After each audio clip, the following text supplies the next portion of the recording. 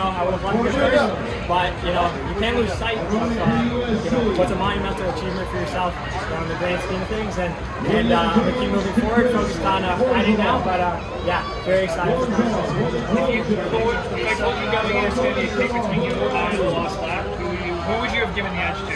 Well, I think you saw who I would have given the edge to. My best shot probably would have been to go a little bit earlier, but it was a bit hot and sweaty out there. I didn't know how I was going to handle it. It felt like the pace was already moving well.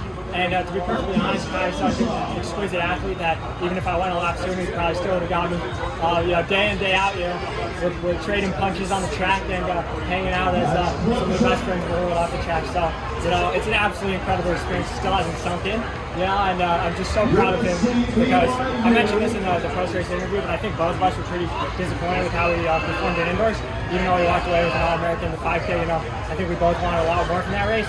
So, we've been working every single day. Neither of us have taken a single day off since March, and I think we saw that pay off today. Why do you think that was an influence in coming into that? I mean, personally, the way I look at training and my sort of philosophy is, it was like that because of how it was out here today. We were focused on what we wanted to do in outdoor season, and that takes sacrifice. And it's not always easy to see, when you're in the moment, that you're actually sacrificing. But when it pays off, it pays off. And I think, we played our cards right. It looked like you were gaming on him there a little bit in the last quarter. Did you think maybe you had a chance? I mean, I'll be honest. I was very controlled kicking that first 300 meters, and then when I really tried to go for it, that last 100, it felt like something just kind of popped, and then I was just trying to hold on down that last stretch. I think, if maybe I'd gone from further, it would have been easier for me to change up the pace. I think that's something that Kai does really well, and that's something I really need to work on. But, still running 55 is, I'm very impressed with that. That's usually what takes it, so can't be too upset. And, I just got to keep training, keep trying to get better as an athlete, and focus on my weaknesses so they can become my strengths. Can you tell me about the celebration? You went right over and gave him a hug. God. I mean, I think I dreamed about it being like this. Either one of us would have taken it, first or second, either which way. Both of us wanted the first. We came out here and fought for it. But I think us both fighting individually makes each other stronger. And it shows on days like today.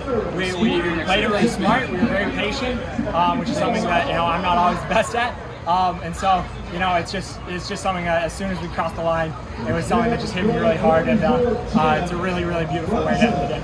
Is that something you had talked about before the race, the possibility of going 1-2? Definitely. I mean, I looked at him a couple hours ago. We were looking out our window at the Marriott. It's just a beautiful view, and I said, Kai, one of us has to win this. And so, I think we both knew we were capable of it. And the funniest thing is we both know we have different strengths. And I think, in Oklahoma, that's sort of my kind of strength is pushing, hard the whole time and then a strong kick. And but Kai can also do that very well. You see him at World Cross, he finishes excellently. And then on the flip side, Kai's able to close incredibly fast, but I'm still able to close decently well. So we each have our own strengths, but we can also play, within each other's, abilities, and I think that makes us great teammates. You guys ran pretty quick considering it's like 80 degrees, it's kind of humid. Did you guys feel the conditions? Or? I mean, I think it's an Australian and a guy who lived in Florida, right? I think we've both done our fair share of time under the sun. We were wondering, has California made us soft? We weren't sure because I think at the beginning of the year, it's pretty easy. I've been in Florida all summer. I know I can handle the heat. But at this point, we've been in California for a really long time. But, I think that maybe those adaptations don't stick with us, but that toughness sticks with us. And I don't think either of us were really feeling that bad out there. So yeah, it was a great 10K effort. I think, under the right conditions, we could run really, really, really fast.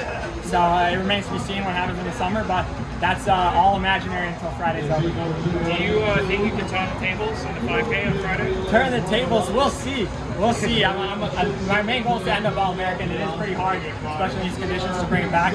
But we're competitors at our core, and that's why we try to do the double. So the only thing we're going to do is go out there and compete, and either of us are going to end up in our best possible position because that's just how we race.